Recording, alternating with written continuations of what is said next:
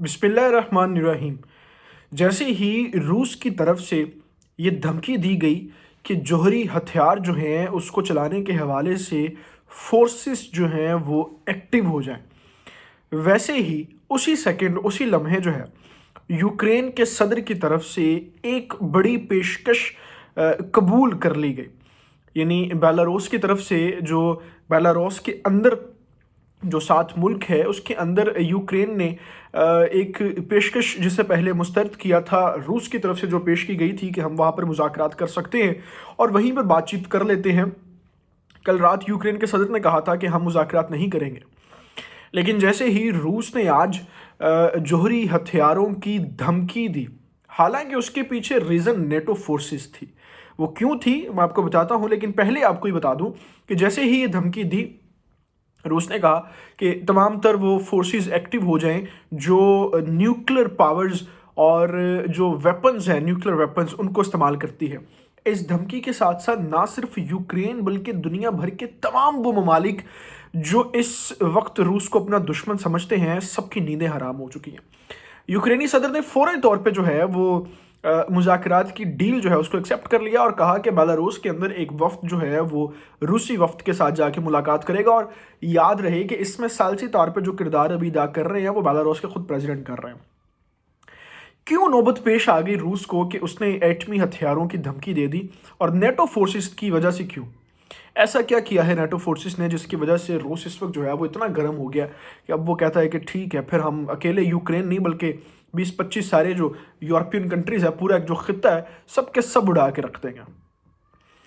हुआ ये है कि नेटो फोर्सेस ने एक बड़ा ख़तरनाक काम ये किया कि उन्होंने यूक्रेन को असलहा देना शुरू कर दिया। उन्होंने फ़ज़ाई हमले करने के लिए जहाज़ देने शुरू कर दिए। उन्होंने काफ़ी ज़्यादा पैसे भेजे। उन्होंने तमाम तर जो अभी टैंक्स, गाड़ियाँ, मिलिट्री जितनी भी एफिलिएशंस होती हैं चीज़ों की, वो तमाम तर जो है वो डिलीवर करना शुरू कर दी। लेकिन सरकारी तौर पे जो है वो इसकी अनाउंसमेंट ये है कि हम किसी भी तरह की जंग का हिस्सा नहीं बनेंगे। अब अगर इंटेलिजेंस खबरें जो हैं वो इतनी निकल सकती हैं कि ग्राउंड रोड रिपोर्ट रियलिटीज़ जो हैं हम तक पहुंच सकती हैं, तो क्या रूसी इंटेलिजेंस को इसकी खबर नहीं होगी? रूस इसी वक्त से और इसी बात से, इसी चीज़ से जो है वो यूक्रेन के ऊपर हमला कर रहा है। अगर आपको इस बात का नहीं पता तो मैं सिर्फ एक सेंटेंस के अंदर ये बता दूं कि यूक्रेन को 12 मरतबा इसी चीज़ के लिए जो है वो मना किया गया कि आप नेटो फोर्सेस का हिस्सा मत बनो, हमारे जो बॉर्डर है उसके सर पे लाके अमेरिकन फोर्सेस को मत बिठाओ, नेटो फोर्सेस को मत बिठाओ। लेकिन इसी एक चीज़ को जो है वो यूक्रेन ने जंग के दौरान भी अमल किया। यानी उसको अपने इतने ज़्यादा मिसाइल्स खा के, अपने शहर तबाह करवा के, अपने लोग मरवा के। और एक आपको और अपडेट बताऊं, दुनिया का एक सबसे बड़ा जहाज़ था जिसको ड्रीम प्लेन के नाम से जाना जाता है, यूक्रेन के पास था। दुनिया का सबसे बड़ा जहाज़ था वो। उसके अलावा उससे बड़ा कोई जहाज़ अभी तक था नहीं। उस जहाज़ को, ड्रीम प्लेन को तबाह कर दिया गया रूस की तरफ से। यानी आपको अपना ड्रीम प्लेन भी तबाह करके, जिसके ऊपर पूरी अब यूक्रेनी वजारतें जो है वो रो रही हैं, वो तबाह करवा के भी आपको ये अकल नहीं आई कि रूस हमारे ऊपर हमले क्यों कर रहा है। जिस नेटो के साथ हम उससे बातचीत कर रहे हैं, उसी नेटो का उसको गुस्सा है हमारे ऊपर। यूक्रेन के पास तो बजाते खुद कुछ भी नहीं है। अब मैं आपको थोड़ा सा यहाँ पर ताकत का मुवाजना बता दूँ कि रूस जो है वो इस वक्त क्या कर सकता है। जो न्यूक्लियर वेपन्स होते हैं, इनके हथियारों की काउंटिंग होती है। जैसे मिसाल के तौर पर इंडिया के पास जो न्यूक्लियर वेपन्स हैं वो 140 हैं, पाकिस्तान के पास जो न्यूक्लियर वेपन्स हैं वो 150 हैं। इसी तरीके से चाइना के पास 250 के करीब हैं, अमेरिका के पास 5000 समथिंग है, लेकिन रूस के पास जो वेपन्स हैं वो 6900 के करीब है। आई थिंक 6930 या 40 है। लेकिन ये हतमी तौर पर कंफर्म बात है कि पूरी दुनिया में सबसे ज़्यादा जो न्यूक्लियर वेपन्स इस वक्त मौजूद हैं वो रशिया के पास। इतने वेपन्स, इतनी तादाद में रशिया के पास मौजूद हैं कि अगर वो पूरे यूरोप को तबाह भी कर दे तो उसका सिर्फ तमाम जौहरी हथियारों का एक हिस्सा इस्तेमाल होगा, बाकी 3 हिस्से उसके पास फिर भी महफूज रहेंगे। और उसकी जवाबी कार्रवाई में रूस के ऊपर कोई अगर मुल्क हमला करता है तो आप में से कितने लोग ऐसे हैं जो जानते हैं कि रशिया की कितनी आबादी है? चंद 1 करोड़ उसकी आबादी है। और कितना मुल्क उसका है जो कहाँ एशिया से शुरू होता है और फिर जापान और फिर साउथ और جاپان سے آگے بھی جو علاقہ ہے اس سے جا کے لگتا ہے، اور پھر یہاں پر یورپ کے ساتھ جو ہے وہ اس کا بر اعظم لگتا ہے، روس کو کیا فرق پڑے گا؟ یعنی اس کی تباہی کہاں مچے گی؟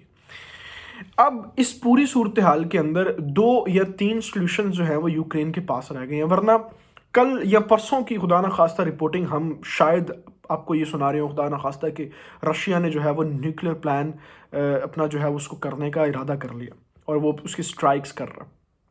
سب سے پہلی تو اس وقت جو صورتحال ہے وہ یوکرین باقاعدہ طور پر اگر نیٹو فورسز کا ختم نہیں کر دیتا اور اندرونی بیرونی دونوں امداد جو ہے بند نہیں کر دیتا اور کہتا نہیں ہے کہ ہم مذاکرات کے لیے تیار ہیں، اور ہم اس چیز پہ اگری ہو جاتے ہیں کہ نیٹو فورسز کے ٹینکس اور جہاز اور ملٹری مین پاورز ہمارے بارڈر کے اوپر آ کے آپ کے رشیا کے سر کے اوپر نہیں اکٹھی ہوگی، 1 سیکنڈ لگے گا رشیا کو وار بند کرنے میں۔ آپ تھوڑا سا اندازہ لگائیں، اس وقت جو ہے وہ رشیا کو صرف اور صرف دنیا سے پابندیوں کا ڈر نہیں ہے، رشیا کو جو ہے وہ صرف دنیا سے تنقید کا نشانہ نہیں بنایا رہا، بلکہ آج کی رپورٹ ہے کہ رشیا کے اندر خود بڑے 5 سے 7 اجتماع ہوئے ہیں، سٹرائکس ہوئی ہیں، اور رشین عوام خود یہ چاہ رہی ہے کہ اس جنگ کو روکا جائے۔ ظاہر ہے گورنمنٹ کے پاس تو اپنے سلوشنز ہوتے ہیں، لیکن عام بندے کے اوپر جو ہے وہ اثرات ڈائریکٹلی جب آتے ہیں، جب پابندیاں لگیں گی، جیسے دیکھیں رشین ایئر فورس، رشین جو ان کی پلین ہے اس کو بند کر دیا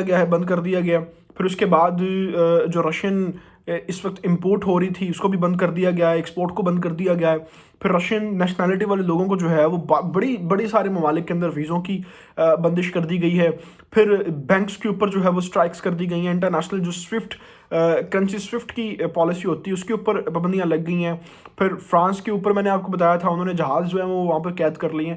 تو یہ جب نارمل لوگوں کے اوپر حالات آتے ہیں تو اثر انداز ہوتے ہیں۔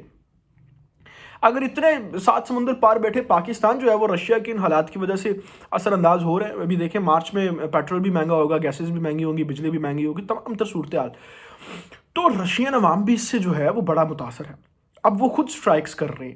اس ساری صورتحال کے اندر رشیا جو ہے وہ کوئی بھی ایسا قدم اٹھا سکتا ہے کہ وہ اپنے غصے میں اب پورے نیٹو فورسز اور یورپ اور مغرب کو بھی تباہ کر سکتا ہے۔ تو اگر یوکرین اس وقت اپنی حکمت عملی کا مظاہرہ نہیں کرتا اور مذاکرات کی طرف نہیں آتا، it all depends on Ukrainian president, یہ رشین وار نہیں ہے، آپ اس کو یوکرینی وار کہیں۔